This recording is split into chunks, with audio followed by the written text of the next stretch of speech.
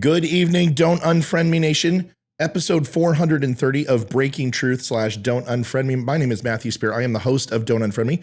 Welcome. I'm a little under the weather. Throat's doing better. Everyone knows that I was pretty sick on Friday and couldn't get the entire live show done, but we should be able to go live tonight, depending on how my throat holds up. We have a busy night. We're covering a ton of stuff.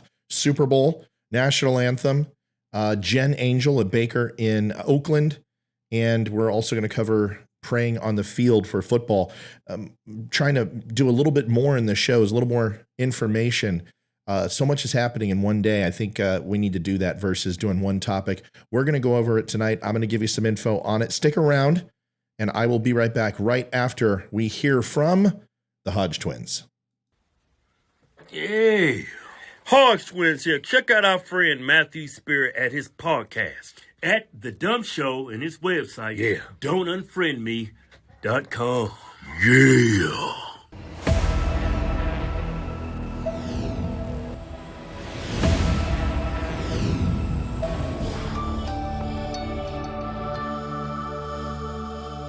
This will be a little new and different. I want to thank the Hodge twins for stopping by. You can follow me at The Dumb Show, and that's D-U-M, not D-U-M-B.com, and at The Dumb Show across all social media channels. We're sitting at 42,700 followers on Facebook. Really cool to see.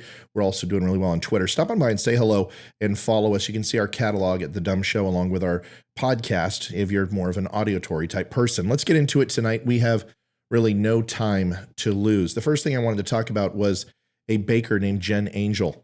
Now, first of all, I never want to go ahead and make jokes or try to get clicks off of somebody's death. It's tragic. It's horrible. And in today's society, we hear way too much of it. Now, and I'm not trying to preface this to cover my ass and then say something insensitive, but I also want to keep things in perspective. And progressive policies, more importantly, progressive district attorneys have always had power when it comes to the district attorneys to make decisions on which crimes they want to go after and which ones they don't. Some of them are because they're archaic laws. Others are because it's a non-winnable case. And ultimately, district attorneys should have that. Now, this is the trope that Democrats are saying. We need progressive policies in this new criminal justice in order to have reform, when really that's not what we need to do. We need to put the criminals away, and we need to do it without prejudice. But that's the problem. More and more criminals are hitting the street because of the prisons filling up, and it's a draw in the cities, and then ultimately crime goes up. Now, you might hear progressives really cleaned up in 2022 in the midterms, and they're saying, well, these crime increases have nothing to do with progressive attorneys based on previous year's numbers. Yes, that's absolutely true. But during COVID, we also understand that for the better part of the first part of the year, that we had places shut down, that there weren't people going out as much. And obviously crime stuck more to the cities. We're now seeing an increase and an uptick in crime over the last 6 months to previous years. And it's not going to slow down because we're allowing more people out of prison. We need a fine line between letting criminals go free and having criminal justice reform. This case just says a lot. The family says that Jen Angel was a lifelong activist and believed that you kind of let bygones be bygones as far as crime. I want you to listen to this and listen to what they had to say, and I'll be right back. It feels like there's absolutely an opportunity for us to stand in her values and support the world that she wants. Hours after her tragic death was announced, friends and family of Jen Angel released a plea that if the people responsible for her death were caught, they are not to be locked up, but to be offered restorative justice. Now, certainly, it's now, once again, we don't hear often. No matter if these people responsible are caught or not, they're ultimately saying that they don't want them tried or convicted. Now, first of all, that's not up to the family in any way, shape, or form. But the problem with this is why? What's the point? If someone commits a crime, we believe in the letter of the law, don't we? Well, it sounds like, according to the family members, that Jen Angel believes in a live and let live policy. But wait 1 second. Let's listen how she died and what she did and how this all played out. Crime victims. ABC 7 News reporter Ansar Hassan spoke to Jen Angel's friends and has more. The long lines outside of Angel Cake's Bakery in Oakland owe to the popularity of the products and the creator, Jen Angel. She has this lemon cupcake that has like a lemon curd in it with a raspberry on top. It's like by far my favorite. Emily Harris spent the week That in the doesn't sound ICU good. with her Sorry. friend Jen Angel. Angel died on Thursday from injuries she suffered following a car break-in near Wells Fargo Bank in downtown Oakland on Monday. She was dragged 50 feet by a getaway car after she tried to chase down the thieves. We're really trying to orient towards her brilliant life and actually that she's not a person that would support the policing and imprisonment of the people who harmed her. Now, I want to be sympathetic and empathetic. Sorry, I had to get a throat lozenge in the middle of this because I'm not going to be able to finish the show because 5 minutes in and I'm already dying on my throat. But here's what it comes down to. How does that make any sense? The first portion that we hear is, well, wait a second. She doesn't want to go ahead and charge or create more issues for the criminals because of the system that they've obviously been exposed to and subjected to, which she believes is a systemic racist system, which you can make that argument that the prison system is unfair, that the penalization is unfair for African Americans versus whites. I would challenge you on that, but that's okay. You can say that. But the real problem here is if she was so forgiving and she had this mentality of Robin Hood type thought process, then why did she chase after them when she was robbed? It's a good question. If they want to honor her memory was to get my frickin' money back and to chase after this vehicle and to get what was rightfully hers that they stole. Jen Angel doesn't sound like a person who believed that crime should run rampant, that there should be lawlessness. I believe that she feels that criminal justice reform is important, at least from what I understand, but crime still needed to be addressed. To me, it's this type of thinking that is eroding the United States. It's essentially allowing criminals to run free and innocent people to suffer the consequences. This is happening in California, just as it is all over Democratic cities that are running progressive DAs. Something to think about at least, and I'm certainly sorry for her family and what she went through. It's a tragedy. Saw this on Fox today, and you're looking at now, that is correct, 1, 2, 3, 4 objects. The first one was over the Pacific, and we heard we couldn't shoot it down for some odd reason. We waited for it to get into the Canadian Rockies and then come over the northern part of the United States before waiting for it to traverse all across the United States and then shooting it down over the Atlantic waters in South Carolina. But we've seen one in Huron be shot in Michigan. We've seen the Yukon and also in northern Alaska. With all the question being, why are we responding so slowly? It's not only myself who's thinking this and Fox News and others, but you're hearing this from congressmen. I have real concerns about why the administration is not being more forthcoming with everything that it knows. The Biden administration needs to stop briefing Congress through our television sets and actually come and sit down and brief us. The military needs to have a plan to not only determine what's out there, but determine the dangers that go with it. I believe the American people are owed an explanation. If they're serious enough for us to send fighter jets out to shoot down, then I think it's okay for the American people to know who's behind this. Listen, I'm not afraid of a bunch of balloons. I've already done a show on this. Here's the issue. Not that this is a prelude to war. We saw this in Pearl Harbor. We saw smaller subs off the coast of Pearl Harbor and off the inlet. We saw balloons coming into the Midwest from Japan. All sorts of things like this. Radio traffic. You get sudden signals. France should have listened instead of moving their entire military up to the northern part so Germany could blitzkrieg from the south, was a large mistake. 9/11, we had warning. Do I think China or whatever country is doing this outside of China is going to invade? No. Do I think they're sending a message? Yes. And the problem that I have more than anything is that if these balloons are benign or these objects are benign, then tell us that. If this was all something that we weren't aware of or we were missing and now we have it down lockdown, tell us that. If we drop the ball and we miss this, and this could have been something a lot bigger than it was, but we caught it in time, tell us that. And if we had no freaking clue or we knew all along, tell us that too. But here's my concern as a former intelligence professional, is I don't care about a balloon. I don't care about satellites. I don't care about high altitude craft. All of those things are done every single day. What I do have a problem with is a stray MiG or a Foxtrot getting in as easily as some balloon that moves at miles per hour versus something that can move at the speed of sound. That should be our biggest concern. If we're sleeping and not aware and we can't catch something so obvious as a balloon, how do we catch something like a state-of-the-art vehicle that is designed to avoid our radar? That is the problem I have. That is the issue that I take umbrage with. Joe Biden, in my eyes, is failing to address the public. He should be out there with Pentagon officials and the Joint Chiefs. It should be shoulder to shoulder and briefing the American people to ease our concerns, because not everyone knows what I know. Not everyone knows what you know. And there are some people out there who think a balloon is a sign of end of times, because that's the way they take their life. And every single thing that isn't something happy and rosy makes them feel trepidation and anxiety. And that is because people process things in different ways. What I've seen is what you've seen. Joe Biden should know this, and that's his responsibility to protect our borders, something he's unwilling to do.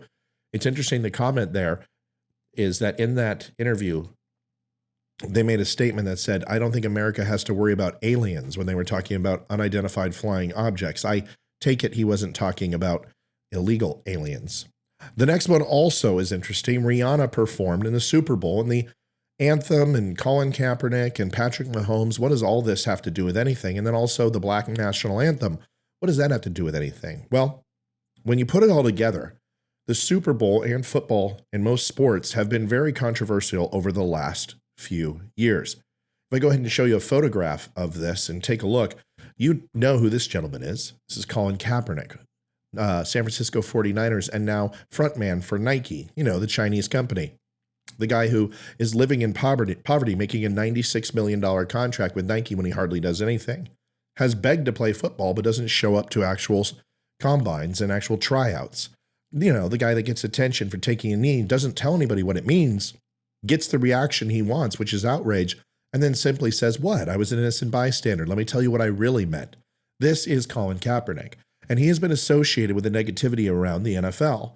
But there's something else that's been going on. 9/11 tribute patches haven't been able to be worn on jerseys. Thin blue line support for the police officers when the Dallas police officers were shot. Can't do that. Patrick Tillman, to go ahead and celebrate and honor his anniversary of his death. Couldn't do that. But Black Lives Matter and fists raised to power and end racism have all been okay to put on jerseys in basketball and football, taking a knee. But when it comes to honoring anything other than the narrative, the NFL took umbrage with that. But something happened last night that was really important, something that I noticed immediately. You may remember this gentleman, Tim Tebow, and most of you know who he is. He is an amazing player. He played for the University of Florida, I believe, in college. If you've ever seen his workout, it's incredible. I thought that I punished myself. This guy takes 2 sledgehammers and literally slings them like Thor against giant tires. He's incredible. He's also a Christian, and he's also a damn good human being. He took a knee before he took the field to pray for his fellow teammates, to pray for the fans, to pray for himself, and also humanity. Yet he was cast out from the NFL. He was subjugated to embarrassment, even though he never was ashamed of his faith. And he was perpetrated as some sort of villain or something else in other people's minds. That certainly wasn't good. Tim Tebow did nothing wrong when he took the field and took a knee in 2012. And some people say Colin Kaepernick didn't do anything wrong in 2016. Yet I will tell you that one of those instances was all about self-serving fulfillment, and the other one had nothing to do with it. He was serving God. I'm not a fan of Colin Kaepernick. I'm not a fan of his message, but I do support his ability to do it and to execute it under the First Amendment. However, if Tim Tebow is going to be held accountable and he can't do it, if we can't celebrate Pat Tillman's anniversary or 9/11 or police officers, then Colin Kaepernick can't take a knee, because that's just the way it should be. Consistency. That's what equality really means, to be fair. But that's not necessarily what happens, is it?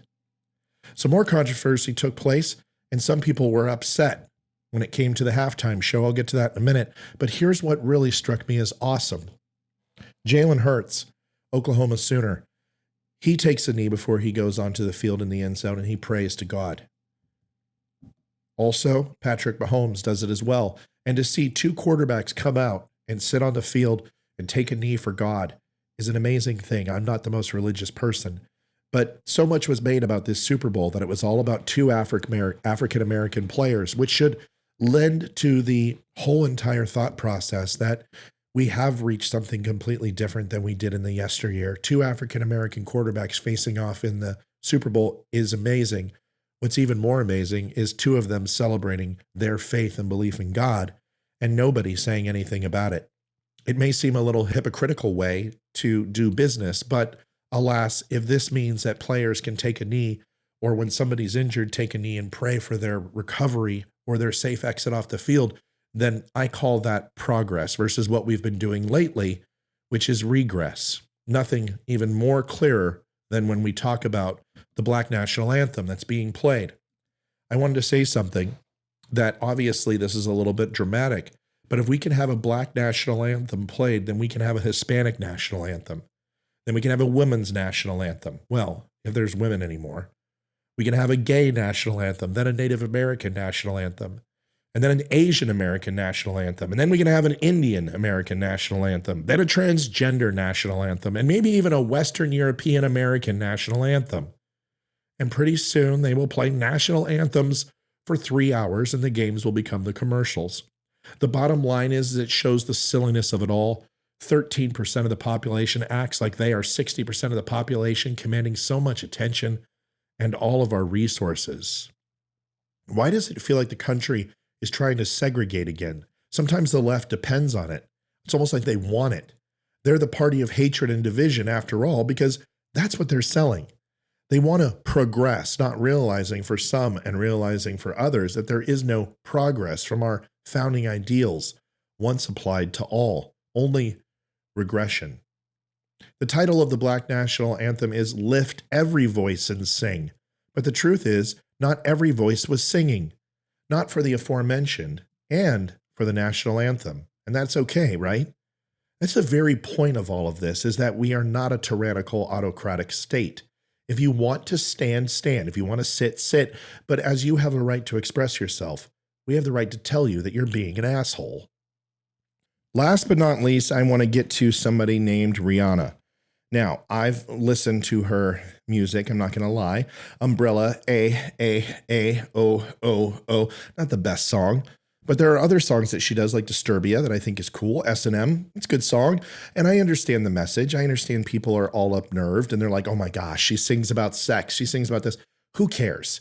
It's music. It has a beat. If you don't like it, don't listen to it. But there's been controversy, not just with the national anthem and Colin Kaepernick and people taking knees or not taking knees. My God, can we just watch the show? I thought one of the craziest things we ever saw was Janet Jackson popping her boob out in the middle of the show. But alas, everyone has seemed to trump that every single year. But Rhianna did something that I thought was exceptional. She came out and she did her show. That's it. Good or bad or indifferent. Now, she lip synced some of it. She actually sang live for some of it. But one of the most intriguing things is that as we were watching, my family said, hey, doesn't she look pregnant? And I said, yeah, she really does. And we looked it up. My wife said, well, she had a baby in May. And I said, well, good for her for not punishing herself with a body trainer and, eating a crouton with a glass of water and trying to fit some sort of stereotype of being a perfect singer. You must have a size 4 body, size 2 body, or fit into a 0 dress. I think it was awesome. I think Rhianna's a beautiful lady, and I think that she sings about stuff that most people don't, and I don't care whether people like that or not. What I love is that all the political fray that was anticipated simply dropped away. She just did her show, whether good or bad. People came out and said she was wearing red, and she's Satan. No. Go watch Sam Smith on the Grammys. That jag-off looked like Satan. Rhianna just wore red, and she obviously wasn't just pregnant in May. She's pregnant now, and we later found that out. To me, that means something because she doesn't care what people think. She also stood on a platform 50, 60, 70 feet in the air and was obviously strapped down, but did the show anyway in the old adage that the show must go on. Watch the video. The National Football League welcomes you to the Apple Music Super Bowl 57 halftime show.